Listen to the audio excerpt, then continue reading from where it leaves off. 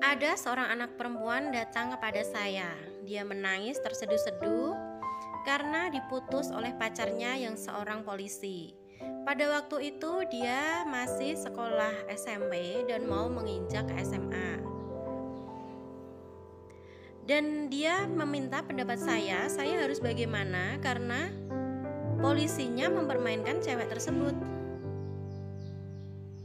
Pada waktu itu dia sedang ujian, guys. Dia semalaman menangis di tempat saya, guys. Saya kan bingung. Saya tuh gak pernah pacaran sama polisi. Dicurhatin dia tuh punya pacar polisi. Dan katanya polisinya itu mengecewakan dia.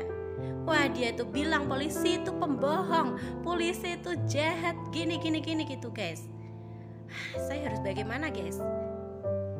Ya, saya mengerti keadaan kamu. Di sisi lain, kamu itu masih sekolah.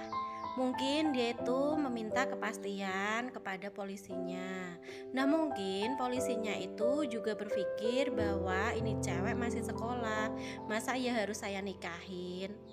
Ya, setidaknya kalau kalian sudah sama-sama cocok, harus minimal tunangan dulu lah, ya. Mengarah ke pernikahan itu nanti. Setidaknya kalau kalian sudah merasa gak mau sama-sama kehilangan, mending kalian itu tunangan. Nah, nunggu yang ceweknya itu menyelesaikan sekolahnya. Dibimbinglah ceweknya itu untuk sekolah, belajar yang giat ya dek, berprestasi ya dek. Nanti kalau kamu sudah lulus sekolah, kalau SMA kan mau nikah enggak apa-apa.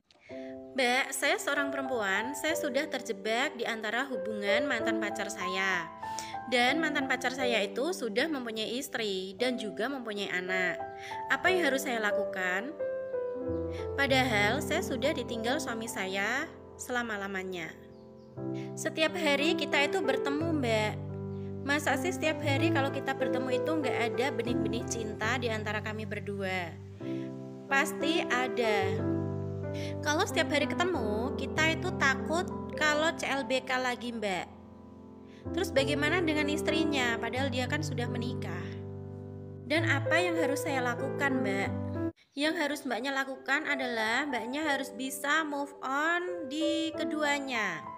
Mbaknya harus move on di mantan pacarnya Mbak dan juga suaminya Mbak. Karena yang pertama, menjalin hubungan di antara orang yang sudah mempunyai istri itu tidak baik, Mbak. Jadi mending Mbaknya itu konsentrasi dan mencari pendamping hidup lainnya yang lebih baik dari mereka berdua. Ada seorang laki-laki datang kepada saya dengan mata berlinang air mata. Dia bilang, "Mbak, saya melihat bapak saya itu duduk berdua dan ceweknya itu duduk di pangkuan bapak saya. Sedangkan dia itu masih beristrikan ibu saya. Dan yang lebih mengecewakannya lagi, dia itu tetangga saya dan kerja di tempat saya." Saya jadi anak syok dong, Mbak.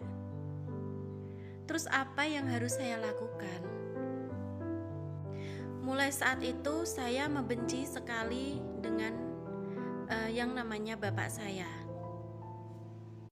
Kamu harus cari tahu kenapa bapakmu melakukan hal seperti itu. Terus suatu saat kamu harus meluangkan waktu kamu untuk berbicara kepada bapakmu tanpa sepengetahuan ibumu. Bilang, "Bapak, kemarin aku melihat bapak itu mangku Mbak ini. Dan aku gak suka melihat bapak seperti itu. Dan aku juga gak suka bapak itu mengecewakan ibu." Setelah kamu berbicara kepada bapakmu dan mendapatkan jawabannya, dan jawaban itu dia sudah menyesali atas perbuatannya, kamu gak perlu lagi membenci bapakmu. Dan bilang sama bapakmu, "Jangan diulangi lagi ya Pak, karena itu perbuatan gak baik. Dan nanti rumah tangga bapak itu bisa hancur." Kan Bapak masih mempunyai istri.